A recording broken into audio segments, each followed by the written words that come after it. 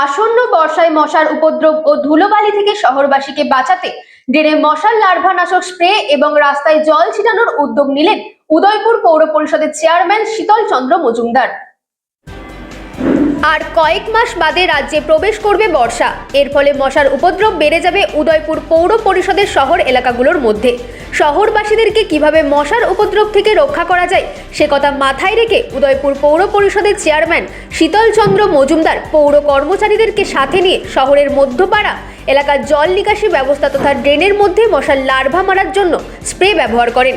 পাশাপাশি শহরের ধুলোবালির হাত থেকে নাগরিকদের রক্ষা করার জন্য আগামী দিনে শহরের অলিগলি রাস্তার মধ্যে জল ছিটিয়ে দেওয়া হবে, এমনটাই জানান পুরো chairman. Bureau report, রাতদিন news network.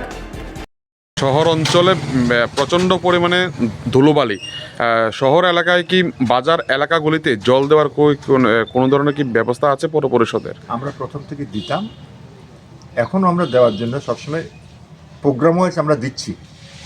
প্রত্যেক দিন সকালবেলায় আমাদের দেওয়ার একটা রুটিন ছিল আগে, কিন্তু বিভিন্ন কারণে সেটা আমরা প্রোগ্রাম থাকার কারণে আমাদের বিভিন্ন কারণে, বিশেষ করে কোনো বিশেষ শহর অঞ্চল উদয়পুর শহর প্রোগ্রামের শহর, অনেকটা বিভিন্ন প্রোগ্রামে জল দিতে হয় বলে ট্যাঙ্কগুলি আমরা অনেক সময় ফাঁকা পাই না। যখনই ফাঁকা পাই, যখন বিশেষ যেখানে দরকার সেখানেও দিচ্ছি। আমরা জেনেছি যে যদি এখন যে আজকের দিনে বিশেষভাবে আমাদের শহরে যে সরস্বতী পুজো উপলক্ষে খুব ক্রাউডিং অবস্থায় আছে, সেখানে এখন তো ঠিক দেওয়া যাবে না, কারণ গাড়ি নিয়ে ঢুকাও যাবে না। চেষ্টা করব আমরা এটাকে কন্টিনিউ করতে, যাতে মানুষের ধুলাবালির সাহায্যে যাতে কোনো অসুবিধা না হয়।